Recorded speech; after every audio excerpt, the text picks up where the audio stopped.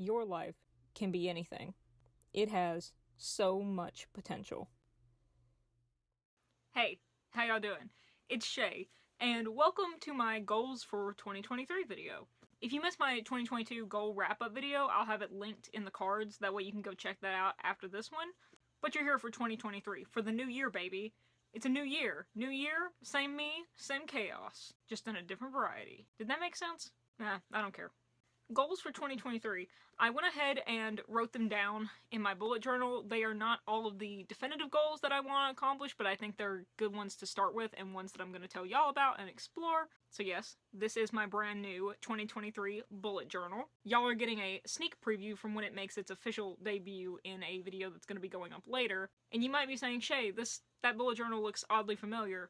And you would be right. Because it's the same bullet journal from last year. Well, it's not the same. It's not like the same journal, but it's the same journal. It's not the same journal, but it's the same journal. You're not having double vision. Unless you are. Are you having double vision? Headaches lately? Hearing voices? Have you felt confused? A little sad? Have you been feeling alone? Well, you shouldn't. Because I promise, you're never alone. I did not write my goals in the front of this journal like I did for last year's. For my cover page, I just have a Spider-Man sticker in 2023. I'm also doing my goals a little bit different this year in the way I lay them out and the way I write and think about them. So the way I did them last year was I just wrote them down in my bullet journal, and I wrote them sort of concretely, as in read 50 books this year, listen to 200 albums, both of which I did, by the way. But I realized I don't really like that totally because it's a little bit too concrete. I often tend to set too high of a bar for myself, which is good to push myself and to challenge myself, but sometimes it can be really dissuading if I don't quite accomplish exactly what I wanted to. And I found this video, if I can find it again, I'll link it in the cards or the description, but the way this guy talked about setting goals was a system I had never thought of before. And so I did it in my journal. I didn't talk about it in my last video because it was sort of a test run, but I really enjoyed it. I really, really liked it. And so that's how I'm doing my goals this year. It's basically called the best me / worst me approach. So what you do is when you're creating a goal, you write your absolute best version of you to accomplish that goal. Make it as high bar as you want, as high expectation as you want. And then you have the worst you, which is the worst possible outcome of that goal. For example, one of my best me's is read 75 books. Then the worst me is read 10 books.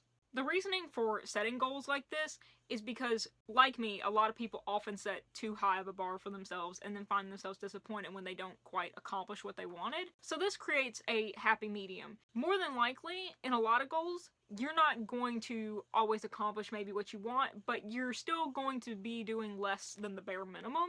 You're going to land somewhere in the middle. So going ahead and defining for yourself what would be the absolute best for you and then the absolute worst makes it a lot more realistic. The best me, at least in my personal perspective, is something that is not just the penultimate of what you want to accomplish from the goal, but something that is somewhat realistic, just very challenging. And then the worst is not just simply the worst. When I think of doing the worst me, I put something that is realistic. It's very realistic, but realistic in the sense that it is my personal bare minimum.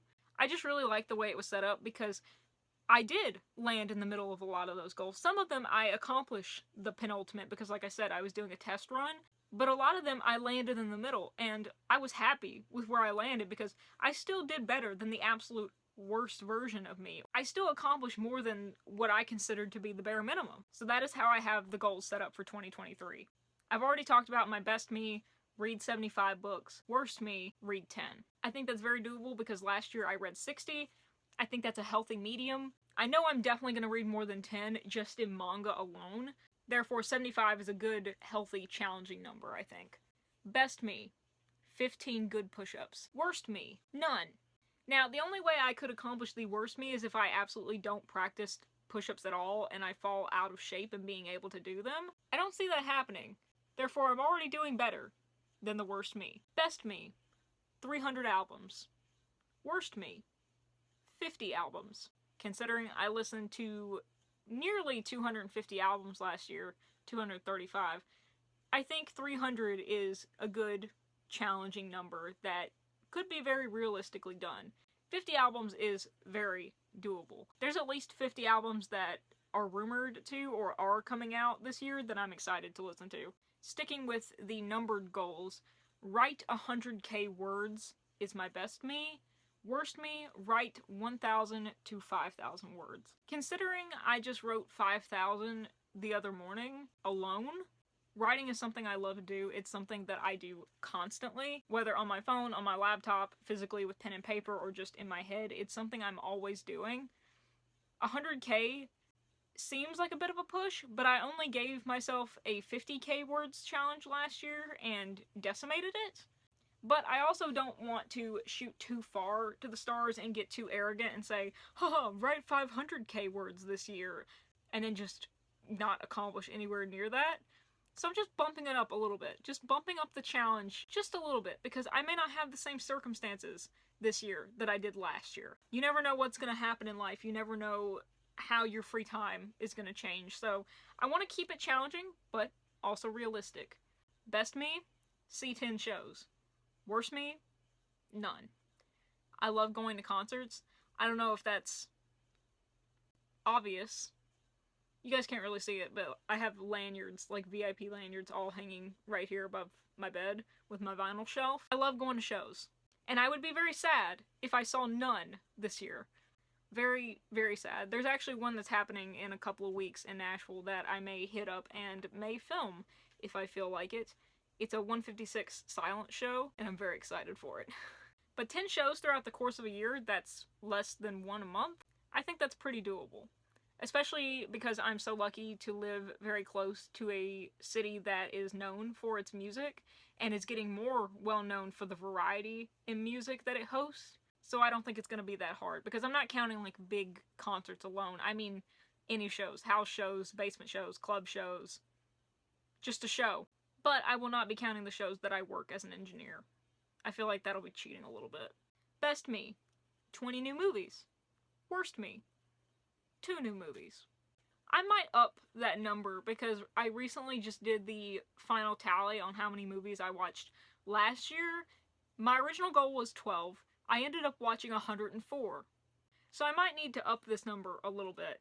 But I might keep 20 because, like I said, with the writing, I don't know how my circumstances are going to change this year. I don't know how my free time is going to change, especially if work starts taking off more and more in the spring and the summer as events come into the venue and around town. Maybe I'll keep 20 for January, and then at the end of January, I'll see how many I have and reevaluate. But 20 feels good right now. Now we're out of the specific number goals and just more into the general things that I want to accomplish this year. Best me, travel back to DC/New York City. Worst me, travel absolutely nowhere.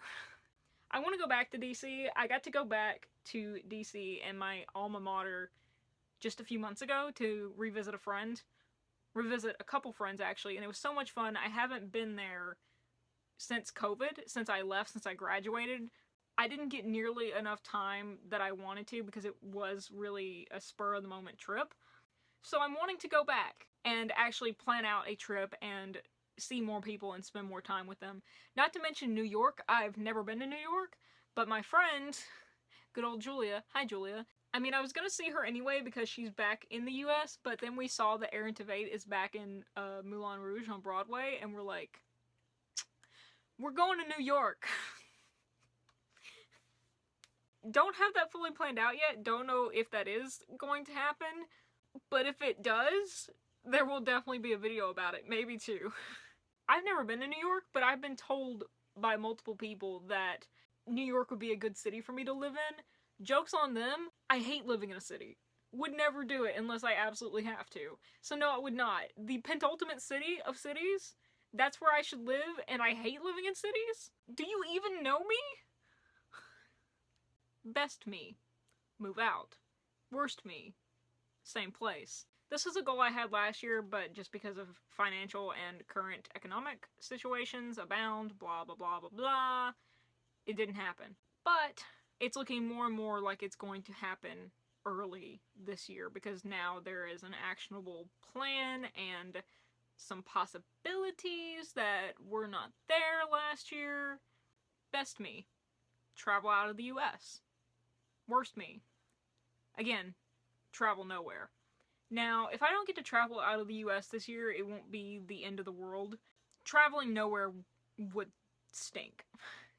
I love traveling. I hate staying in the same place for too long. I get stir crazy real fast. So even just going back to DC or even going to Gatlinburg in Tennessee, as long as I travel or go somewhere or do something, I'll be happy. But traveling out of the US, I've only been out of the US once in my life, and that was to go to Ukraine, which shocks a lot of people. They're like, oh, you didn't, like, go to Mexico or, Canada or London? No, I went to Ukraine. Anyway, I've only been out of the US once, and I would really like to leave again. No particular reason. Don't worry about it.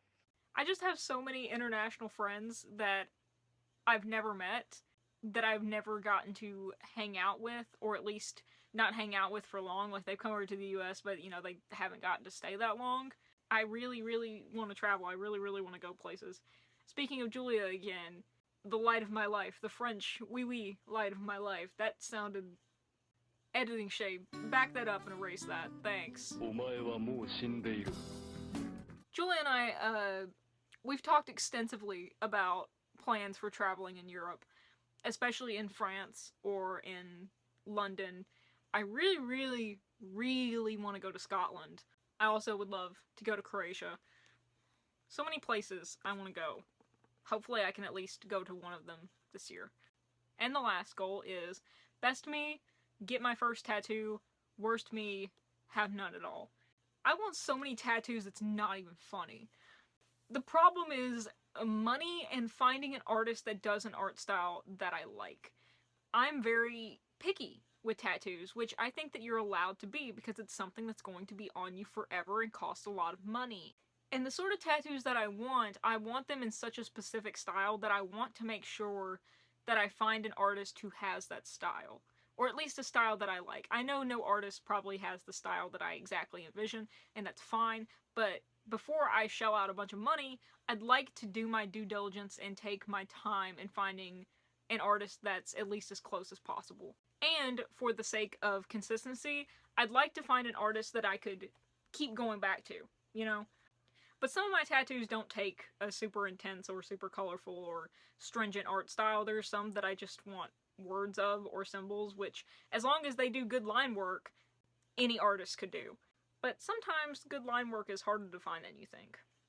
It's a pretty doable goal, I think, particularly if I just focus on a tattoo that simply relies on having neat line work.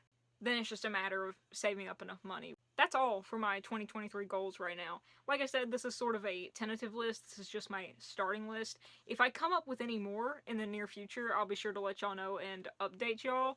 But I think that's a good starting point. I think it's a good starting place. I feel good about it. I can't wait to get started on these goals.